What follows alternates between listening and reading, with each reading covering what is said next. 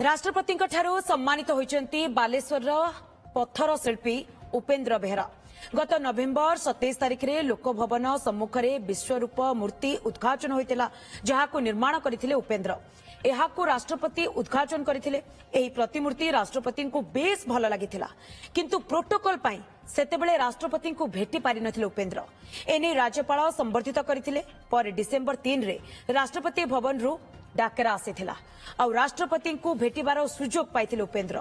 किपरि थिला बालेश्वरु राष्ट्रपति भवन जिबार कहानी एने उपेन्द्रଙ୍କ सहित अधिक आलोचना करिसेंती आम बालेश्वर ब्यूरो चीफ सत्यजित सेनापति। पत्थर रे जीवंत प्रतिमूर्ति एभली प्रतिमूर्ति आंकु आंकु राष्ट्रपति नजर पड़ी आउ डका जाइछि राष्ट्रपति भवन सम्मानित मध्य करा जाइछि। से होउचंती आउ केही नुहे बालेश्वर रो पत्थर शिल्पी उपेन्द्र गिरी। आमे आलोचना करिबा तांको सहित जे प्रकृति रे कहानी केबोली रहितरा राष्ट्रपति भवन लु काहे कि तांको डाकरा आसिला हठात काहे कि से राष्ट्रपति भवन गले ई कहानी आरंभ जानिबा आपन पाखु प्रथमे आपन राष्ट्रपति पाखु जाइथिले केबे जाइथिले आलोचना कोन हिछि। नमस्कार वो टीवी को प्रथम तो आपन जानथिबे देखथिबे नवेम्बर 27 महामहिम राष्ट्रपति ओडिशा ग्रस्त आस्थिले प्रथम करी विधानसभा अभिभाषण देथिले। तो सहित से कलिंग आतिथ्य भवन राजभवन वर्तमान जार ना लोकभवन होइछि सेठी ता आगर गोटे विश्वरूप प्रतिमूर्ति स्थानित होइछि आ सेटा मो हाथ तयारी कलाकृति से मूर्तिटा माने महामहिम राष्ट्रपति निजे उद्घाटन कले। तांको सहित आमर मोहन चरण माझी मुख्यमंत्री थिले, सोरमा पाड़ी बाचस्पति महोदय थिले ओ धर्मेंद्र प्रधान शिक्षा मंत्री थिले, आईन मंत्री भी थिले, समस्त उपस्थित राज्यपाल भी थिले, समस्त उपस्थित होइथिला।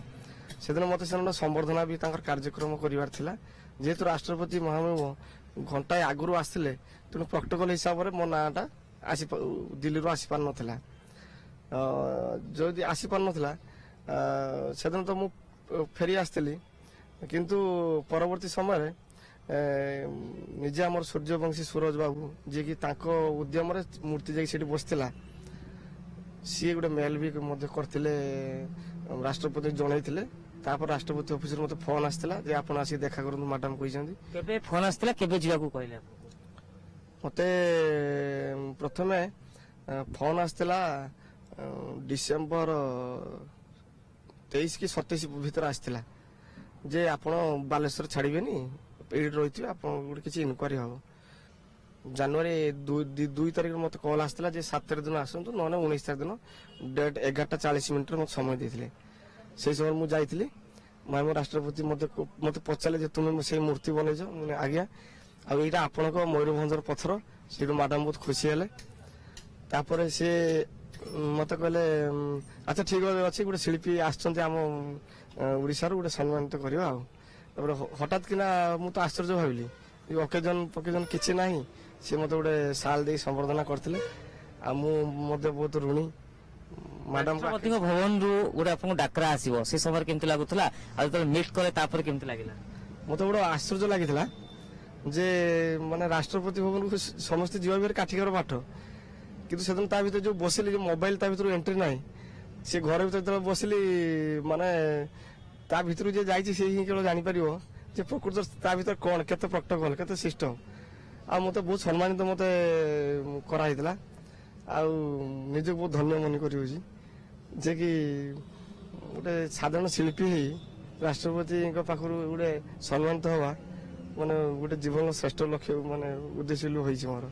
आपण जते मूर्ति तयारी करंती जो विश्वरूप कथा कहउचंती से कोन सर्वश्रेष्ठ थिला ना आहुरी किछि मूर्ति अछि जाकु नै कि आपण जातीय बा अंतर्राष्ट्रीय स्तर मध्ये सम्मानित पाइछथि।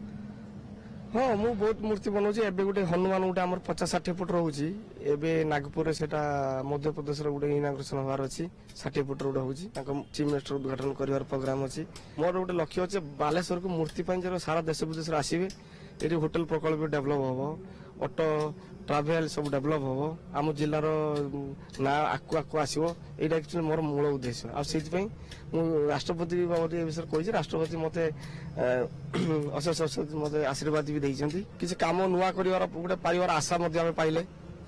तापर युवगोष्ठी की मुझे नवेदन करुच्ची जे चाकरी पचर न गुड़े किसी यही कला पचर किसी बेसी भल पाठ पढ़ुना जार कला हो लाइन के आसतु କିଛି ନା କିଛି କାମ କରିକି ତାଙ୍କର ପେଟ ପୋଷି ପାରିବେ। ବହୁତ ବହୁତ ଧନ୍ୟବାଦ। ଯେଭଳି ଆଲୋଚନା ଶୁଣୁଥିଲେ, ଯୋଉ ଜଣେ କାରିଗର ବା ଜଣେ ଶିଳ୍ପୀର କଥା ତାଙ୍କର କାର୍ଯ୍ୟ ହିଁ କହିଥାଏ, ଆଉ ଏଇ କାର୍ଯ୍ୟ ତାଙ୍କୁ ରାଷ୍ଟ୍ରପତି ଭବନ ରାଷ୍ଟ୍ରପତିଙ୍କ ପାଖକୁ ଭେଟେଇକି ପୁରସ୍କୃତ ବା ସମ୍ମାନିତ କରିବାର ସୁଯୋଗ ମଧ୍ୟ ଦେଇଛି। ଇଏ ହେଉଛନ୍ତି ବାଲେଶ୍ୱରର ପଥର ଶିଳ୍ପୀ ଉପେନ୍ଦ୍ର ଗିରି, ଯିଏ ରାଷ୍ଟ୍ରପତିଙ୍କୁ କିଛି ଦିନ ତଳେ ଭେଟିଛନ୍ତି, ତାଙ୍କ ପାଖକୁ ସମ୍ମାନିତ ହୋଇଛନ୍ତି ଆଉ ତାଙ୍କ କାର୍ଯ୍ୟର ପ୍ରଶଂସା ଦିଲ୍ଲୀରୁ ପୋଲିସ ସବୁଠାରେ କରାଯାଉଛି।